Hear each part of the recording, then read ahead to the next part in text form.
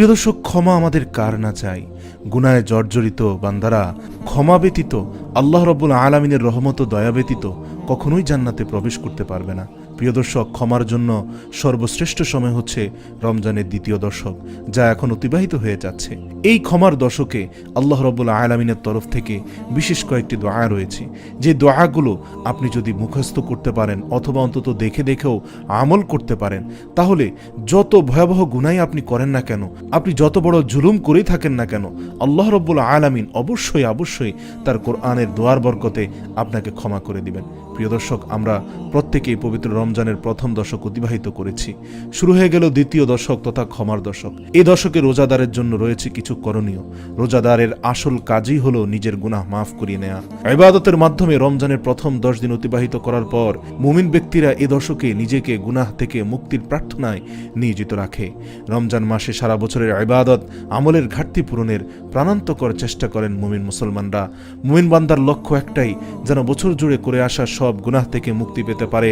হাদিসের একটি বর্ণনায় দ্বিতীয় দশককে ক্ষমা লাভের দশক বলা হয়েছে। তাই মুমিন রোজাদারের ক্ষমার এ দশকে মহান আল্লাহ তাআলার অফুরন্ত ক্ষমার ভান্ডার লাভ করবে। রমজানের রোজার অন্যতম কাজ হলো নিজের গুনাহ থেকে মুক্তি করা। প্রিয় দর্শক, গুনাহ থেকে ক্ষমা পেতে সর্বপ্রথম যে দোয়াটি পড়বেন সেটি হচ্ছে আস্তাগফিরুল্লাহাল্লাযী লা ইলাহা ইল্লা হুয়াল হাইয়ুল কাইয়্যুম ওয়া আতুবু ইলাইহি লা হাওলা ওয়ালা কুওয়াতা ইল্লা বিল্লাহিল আলিয়্যিল আযীম। এরপরে দোয়াটি হচ্ছে আল্লাহুম্মা ইন্নাকা আফুউন তুহিব্বুল আফওয়া ফা'ফু আন্নী। তারপরে হচ্ছে আল্লাহুম্মা ইন্নী আসআলুকা হুদা ওয়াত তুকা ওয়াল আফাফা ওয়াল গিনা। তারপরের দোয়াটি হচ্ছে আল্লাহুম্মা আনতা রাব্বি লা ইলাহা ইল্লা আনতা খালাকতানি ওয়া আনা আবদুকা ওয়া আনা আলা আহদিকা ওয়া ওয়া'দিকা মাস্তাতা'তু আউযু বিকা মিন শাররি মা সানাতু আবু লাকা বিনি'মাতি আলাইয়া ওয়া আবু বিযামবি ফাগফিরলি ফাইন্নাহু লা ইয়াগফিরুয যুনুবা ইল্লা আনতা। মুমিন রোজাদারের কর্তব্য হলো তওবা ইস্তিগফারের মাধ্যমে আল্লাহর রহমত কামনা করা, তার ভয় অর্জন করা। যে ক্ষমা ও রহমত লাভের কথা একাধিক আয়াতে ঘোষণা করেছেন আল্লাহ সুবহানাহু ওয়া তাআলা। কোরআনে এসেছে, হে নবী, আপনি বলুন, হে আমার বান্দাগণ, যারা নিজেদের উপর জুলুম করেছ, তোমরা আল্লাহর রহমত থেকে নিরাশ হইও না। নিশ্চয়ই আল্লাহ সব গুনাহ মাফ করে দিবেন, তিনি ক্ষমাশীল পরম দয়ালু। সূরা জুমার আয়াত নম্বর 53। এছাড়া সূরা মায়েদার 47 নম্বর আয়াতে বলা হয়েছে, তারা আল্লাহর কাছে তওবা করে না কেন এবং ক্ষমা প্রার্থনা করে না কেন? আল্লাহ যে ক্ষমাশীল দয়ালু। সূরা মায়েদা আয়াত নম্বর 74। তোমরা তোমাদের প্রভুর কাছে ক্ষমা প্রার্থনা করো, নিশ্চয়ই তিনি ক্ষমাশীল। সূরা নূর আয়াত নম্বর 10। গুনাহ না থাকলেও ক্ষমা প্রার্থনা করা অত্যন্ত জরুরি, কারণ ক্ষমা প্রার্থনার দ্বারা আল্লাহর একান্ত কৃতজ্ঞতা জ্ঞাপনকারী বান্দা হিসেবে বিশেষ মর্যাদা লাভ করা যায়, যার প্রমাণ মেলে সূরা ফাতহ এর 2য় আয়াতের ব্যাখ্যায়। প্রিয় নবী সাল্লাল্লাহু আলাইহি ওয়াসাল্লামের ঘোষণায় হাদিসে এসেছে, হযরত মুগীরা রাদিয়াল্লাহু তাআলা আনহু বর্ণনা করেন, রাসূল সাল্লাল্লাহু আলাইহি ওয়াসাল্লাম এত অধিক নামাজ আদায় করতেন যে তার পদযুগল ফুলে যেত। তাকে বলা হতো, আল্লাহ তো আপনার অতীত ভবিষ্যতের সব ত্রুটিসমূহ ক্ষমা করে দিয়েছেন, তাহলে আপনি এত নামাজ কেন পড়ছেন? তিনি বলেন, আমি কি কৃতজ্ঞ বান্দা হব না? বুখারী ও মুসলিম। হযরত আয়েশা রাদিয়াল্লাহু তাআলা আনহা বর্ণনা করেন, আল্লাহর নবী সাল্লাল্লাহু আলাইহি ওয়াসাল্লাম রাতে এত অধিক নামাজ আদায় করতেন যে তার 2 পা ফেটে যেত।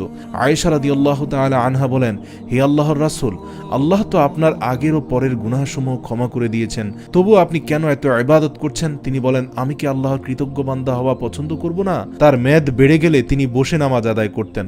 যখন রুকু করার ইচ্ছা করতেন তখন তিনি দাঁড়িয়ে কিরাত পড়তেন, তারপর রুকু করতেন। সুবহানাল্লাহ। অন্য হাদিসে এসেছে, রাসূল সাল্লাল্লাহু আলাইহি ওয়াসাল্লাম নিষ্পাপ হওয়া সত্ত্বেও প্রতিদিন 100 বার ইস্তিগফার করতেন। হাদিসে কুদসিতে এসেছে, আল্লাহ তাআলা বলেন, হে আমার বান্দারা, তোমরা দিনরাত গুনাহ করে থাকো, আমি তোমাদের সব গুনাহ মাফ করে দেব। তোমরা ক্ষমা প্রার্থনা করো, আমি তোমাদের ক্ষমা করে দেব। রাসূল সাল্লাল্লাহু আলাইহি ওয়াসাল্লাম ওই সব রোজাদার ব্যক্তির প্রতি অভিশাপ দিয়েছেন যারা রমজান পেল কিন্তু নিজের গুনাহ থেকে ক্ষমা করতে পারল না। হাদিসের এক বর্ণনায় রাসূল সাল্লাল্লাহু আলাইহি ওয়াসাল্লাম বলেছেন, যে ব্যক্তি রমজান মাস পেল অথচ গুনাহসমূহ থেকে মুক্ত হতে পারল না, তার জন্য অকল্যাণ। কোরআন সুন্নাহর আলোকে এই কথা প্রমাণিত যে ইস্তিগফার আল্লাহর কাছে খুবই পছন্দনীয়। যারা আল্লাহর কাছে বেশি বেশি ইস্তিগফার করবে, আল্লাহ তাআলা ওই বান্দাকে ক্ষমা করে দেবেন। আল্লাহর কাছ থেকে ক্ষমা লাভের সেরা সময় হলো মাহে রমজান। বিশেষ করে দ্বিতীয় দশকের এই সময়টিতে নিজেদের গুনাহসমূহ ক্ষমা করার শ্রেষ্ঠ সময়। রমজানের রোজা অবস্থায় নিজেদের গুনাহ মাফ করাতে না পারলে প্রিয় নবী সাল্লাল্লাহু আলাইহি ওয়াসাল্লামের ঘোষণা অনুযায়ী সেসব রোজাদার হয়ে যাবে অভিশপ্ত নাউযুবিল্লাহ। সুতরাং মুসলিম উম্মার উচিত রমজানের দ্বিতীয় দশকে নিজেদের গুনাহ মাফে উল্লেখিত দোয়াগুলোর মাধ্যমে বেশি বেশি ক্ষমা প্রার্থনা করা, নিজেদের আল্লাহর একান্ত অনুগ্রহ স্বীকারকারী বান্দা হিসাবে তৈরি করা, আল্লাহর কাছে নিজেদের গুনাহের জন্য অনুতপ্ত হওয়া। আল্লাহ তাআলা মুসলিম উম্মাহকে রমজানের দ্বিতীয় দশকে নিজেদের নিষ্পাপ করে নেওয়ার তৌফিক দান করুক। গুনাহ থেকে মুক্ত হয়ে আল্লাহর কৃতজ্ঞতা জ্ঞাপনকারী বান্দা হিসাবে কবুল করে নিক। আমিন। ওয়া আখির দাওয়ানা আনিল হামদুলিল্লাহি রাব্বিল আলামিন।